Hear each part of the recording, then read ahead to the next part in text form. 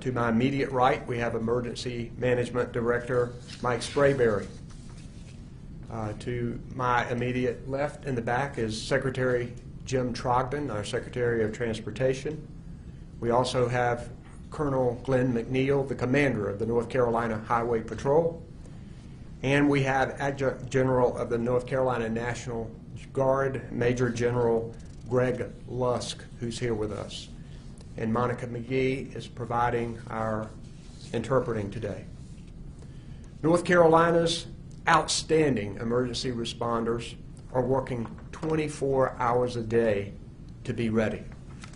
I'm going to recognize Mike Sprayberry, the Emergency Management Director, to give you some more specific details about what we're doing. Mike? Thank you, Governor. I'll be short. First of all, I just want to say that everyone needs to heed the evacuation orders that have been issued by their local jurisdictions and by the governor. I would say do it today, especially those with medical support needs. Do it today. I would also tell you that the State Emergency Operations Center remains activated at a 24-hour basis. We're here with all of our state emergency response team partners, and that our federal agency, the FEMA agency, is here in full support. They've stood up an incident support base at Fort Bragg with commodities. Urban search and rescue teams are incoming along with swiftwater rescue teams. So we're getting more resources all the time to be prepared. Beginning tomorrow, we will have to engage in the response. Finally, I'd just like to say that this storm is going to be unprecedented. It will have an unprecedented effect for the citizens and visitors in North Carolina. Take it seriously. Heed the evacuation orders. Thank you very much. Now I want to recognize the Secretary of the Department of Transportation, Jim Trogdon, to give us a little briefing about what's happening with the department. Secretary Trogdon. Yes, thank you, Governor. North Carolina Department of Transportation is readying our crews across the state. We have approximately 2,100 people that will be responding to this storm. Multitudes of equipment, about 1,200 trucks, 1,000 chainsaws, excavators, signs, great sign inventory to make sure we can establish detours where we need to. And we're also doing things like providing support to emergency management for unmanned aerial systems or drones.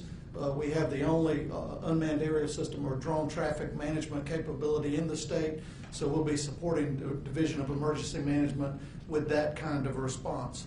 Our ferry crews have been supporting evacuation on all of the barrier islands. They'll continue that through tomorrow morning, and then we'll be mooring all of those vessels for the storm to pass. We're also establishing a hub of support in eastern North Carolina at the Global Trans Park. That will be supporting both state response and federal response with supplies, boat rescue, medical supplies, all of the things that we need, as well as an incident command. We'll be supporting that effort there. And that concludes my update. Thank you. We're also grateful to have the members of the North Carolina Highway Patrol. We are counting on them. We've activated National Guard troops, and both Commander McNeil and General Lusk are here to answer questions about that. We want to tell people and remind people to gather your supplies that you need and follow evacuation orders, and make sure you monitor weather forecasts. Remember, if you haven't gathered these already, you need enough supplies for several days, including food, water, flashlights, batteries, needed medication, and pet supplies. North Carolinians are strong, and we are resilient. We will get through this. We've weathered tough hurricanes before, and we will do it again. Any of us is available to answer any questions that you might have.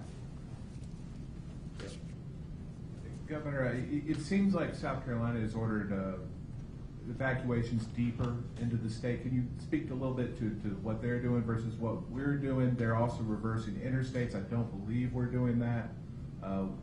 Why is that? Our system is different from South Carolina.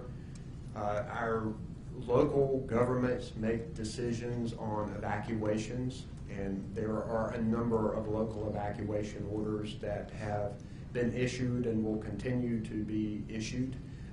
Many of them will be further inland, particularly as we know where the hurricane will go and where inland areas may flood. The state, to our knowledge, has never issued an evacuation order. This is the first one of its kind, and I am issuing it for the barrier islands. We believe that most of the local governments on the barrier islands will issue evacuation orders, but we think this storm is so fierce that we need the added incentive of a state evacuation order to make sure that these people on the barrier islands leave and to make sure that people are evacuated. And as for evacuations and the Department of Transportation, I may let Secretary Trogdon answer this, but we want to make sure that people get out and make sure that the roads are safe and open for them to do so. The Department of Transportation is working to make sure that that happens, along with our highway patrol. I think our highway system is different from South Carolina's, but what I might do here is ask Secretary Trogdon to address this question too. Thank you, Governor. Yeah, unlike Charleston area, and we're in coordination with both South Carolina and Virginia, but unlike Charleston, really high density population there that's only served by one major facility. In eastern North Carolina, all the way from Brunswick County up to Morehead City, we have lots of evacuation route alternatives with a much more dispersed population. All of our routes are green, and we've also flexed additional motorist assistance patrols to make sure that we're responding to vehicles that may be slowing down or broken down. So all of our routes are green. We're going to continue to monitor, but we believe with this kind of lead time, our existing facilities and infrastructure will support our evacuation needs. And then if I could just ask a follow-up to clarify something. I believe there's something called the CRESS, the Coastal Regional Evacuation Plan. Has that not been activated yet, and will it be activated? Is that on the table here? Yes, sir. That's the Coastal Region Shelter and Evacuation Plan, just like you're talking about, and it has been activated, and we've been working with our eastern counties and our central branch counties to effect that. So folks that are evacuating to the west, we try to make sure that they have a place to evacuate to. Elena from ABC 11, I'm kind of piggyback off of what he was saying, and I have two questions. Here in Raleigh, we're supposed to get a good amount of rain, and you also talked about the storm stalling inland. So first, is Raleigh far enough west or far enough east for folks to evacuate? And also, is there an inland evacuation plan? Right. So let me see if I understand the question. So is Raleigh far enough west for people to evacuate to? Okay. You know, we think so. And so where we're going to put them in shelters in Raleigh, we think that in fact, it's a requirement that we don't have a shelter that's in the floodplain. And so we would make sure that it's not around creeks and rivers that would flood. And what was the second part of the question? Inland evacuation plan, Tarboro, I mean, these were communities that were really underwater after Matthew.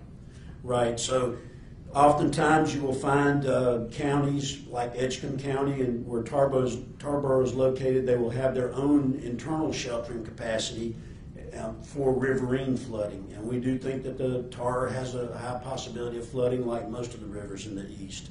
But we can also surge to the west to find other shelters as needed.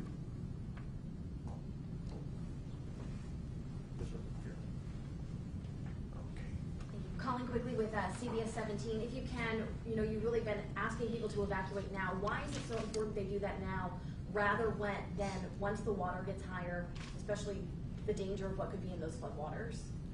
Well, first, we know that this storm surge will be significant. So we need people to evacuate now to make sure they have the time to get where they need to be. One thing about North Carolinians is that we're helping each other. And we know that friends and family are accepting people who are coming west. We know some people are going out of state and some people are staying in hotels. But it's important for them to go ahead and get out now. The storm is getting nearer and nearer. We will be experiencing tropical force winds at some point. So people need to get out now. We don't want everybody leaving at once. And we think people are doing a pretty good job of this. But one of the reasons that I issued the evacuation order for the barrier islands is to make sure people understand that this is not a storm that you need to try and ride out. It is one of those storms that is historic and maybe once in a lifetime. And I know that we North Carolinians are a hardy bunch, and we've seen nor'easters and we've seen hurricanes before, but this one is different. And we want to make sure that people know that, because they are risking their lives when they stay. They're also risking the lives of first responders, although in many instances on these barrier islands, there may be no way to get to them for some period of time. Governor Hoare, Mr. Sprayberry, there are a lot of low-lying areas that have dealt with flooding from Floyd, from Matthew, and all those. And some of these communities are low income, might be difficult for people to actually move to higher ground.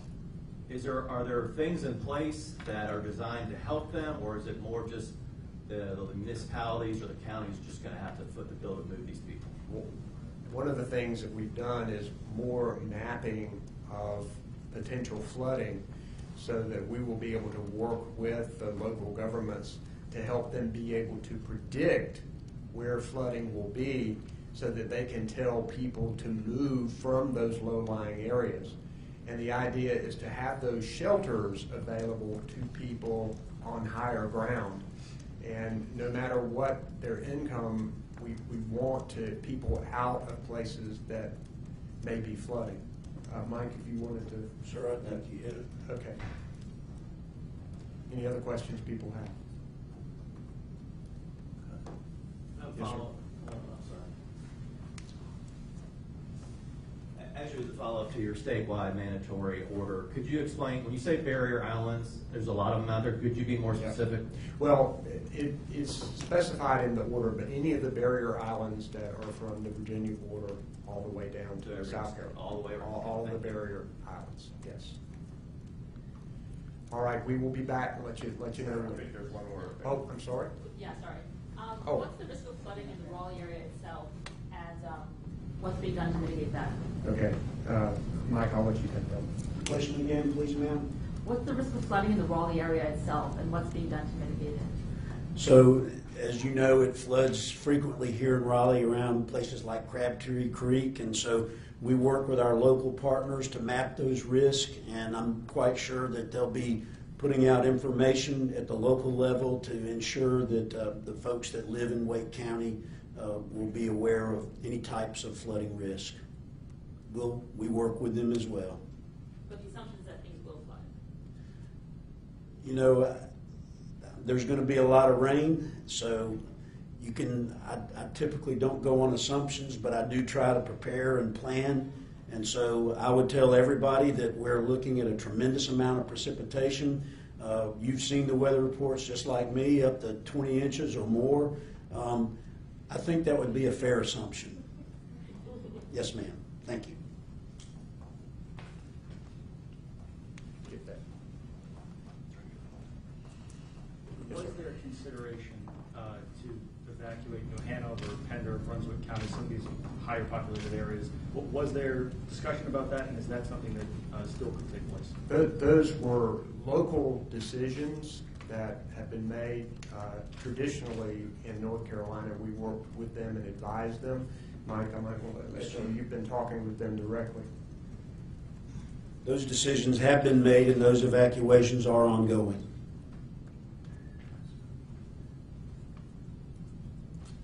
Okay, thanks guys, we'll be back.